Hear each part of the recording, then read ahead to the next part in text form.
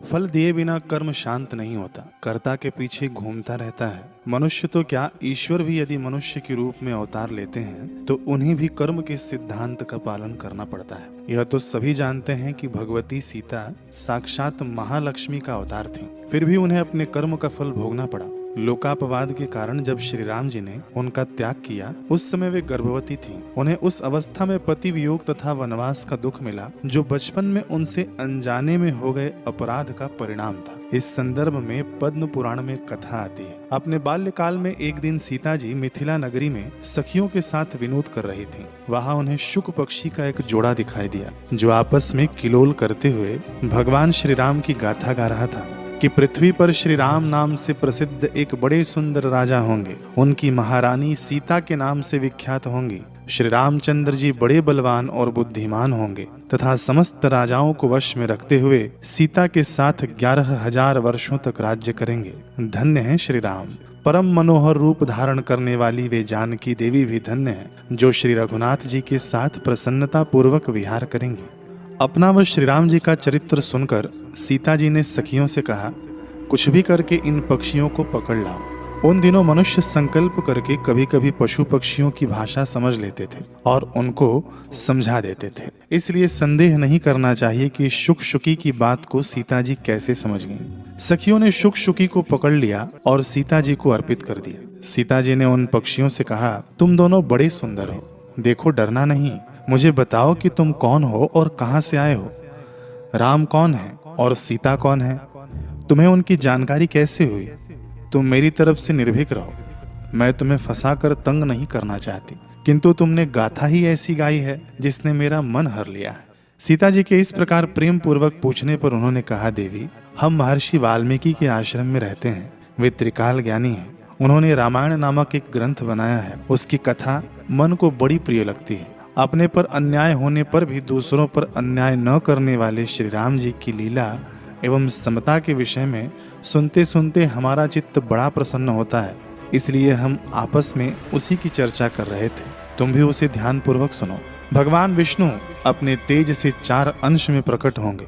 राम, लक्ष्मण, भरत और शत्रुघ्न के रूप में वे अवधपुरी में अवतरित होंगे। भगवान श्री राम महर्षि विश्वामित्र के साथ मिथिला पधारेंगे। उस समय एक ऐसे धनुष को जिसको धारण करना भी दूसरों के लिए कठिन है, देखकर वे उसे तोड़ डालेंगे और जनक किशोरी सीता को अपनी धर्म पत्नी के रूप में ग्रहण करेंगे।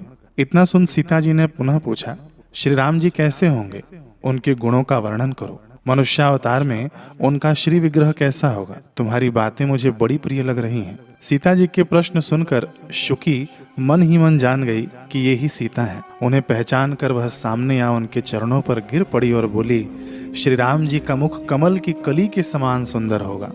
नेत्र बड़े बड़े खिले हुए पंकज की शोभा को धारण करने वाले होंगे। वे अपनी शांति सौम्य दृष्टि से जिस पर भी निगाह डालेंगे उसका चित्त प्रसन्न और उनकी तरफ आकर्षित हो जाएगा। श्री राम जी सब प्रकार के ऐश्वर्यमय गुणों से युक्त होंगे। परंतु सुंदरी, तुम कौन हो?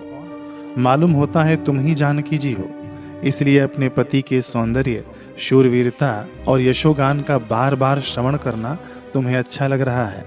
सीता जी का सिर लज्जा से थोड़ा नीचे हो गया। लज्जा प्रदर्शित करते हुए सीता जी ने मीठी मुस्कान के साथ कहा, तुम ठीक कहती हो। मेरे मन को लुभाने वाले श्री राम जब यहाँ आकर मुझे स्वीकार करेंगे तभी मैं तुम दोनों को छोड़ूंगी, अन्यथा नहीं।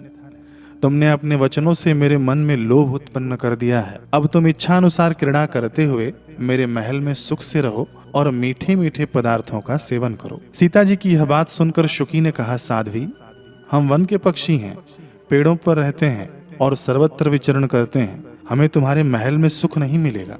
मैं गर्भिणी हूँ। अभी वाल्मीकि जी के आश्रम में अपने स्थान पर जाकर बच्चों को जन्म दूंगी, उसके बाद तुम्हारे पास आ जाऊंगी। सीता जी ने कहा, कुछ भी हो, मैं तुम्हें नहीं जाने दूंगी। तब शुक ने कहा, जानकी जी, तुम हठ न करो, हमें जाने दो।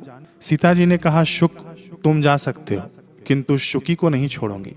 दोनों बहुत रोए, गिड़गिड़ाए, किंतु सीता जी उन्हें छोड़ने के लिए तैयार नहीं हुए। यह सुनकर शुक दुखी हो गया। उसने करुणायुक्त वाणी में कहा, योगी लोग जो कहते हैं वह ठीक ही है कि किसी से कुछ न कहें, मौन होकर रहें। नहीं तो उन्मत्त प्राणी अपने वचन रूपी दोष के कारण ही बंधन में पड़ता है। यदि हम इस पर्वत पर बैठकर वार्तालाप न करते तो हमें यह बंधन कैसे प्राप्त होता, इसलिए मौन ही रहना चाहिए।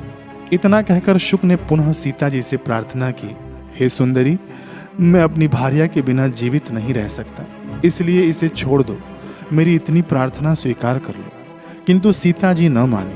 तब शुकी ने क्रोध और दुख से व्याकुल होकर सीता जी को शाप दे दिया, अरे जिस प्रकार तू मुझे इस समय अपने पति से अलग कर रही है, वैसे ही तुझे भी गर्भिणी की अवस्था में श्री राम से अलग होना पड़ेगा।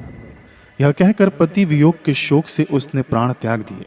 पत्नी की मृत्यु हो जाने पर शुक शोकाकुल होकर बोला, मैं मनुष्यों से भरी श्री राम की नगरी अयोध्या में जन्म लूंगा तथा ऐसी अफवाह पैदा करूंगा कि प्रजा गुमराह हो जाएगी और प्रजा पालक श्री राम जी प्रजा का मान रखने के लिए तुम्हारा त्याग कर देंगे।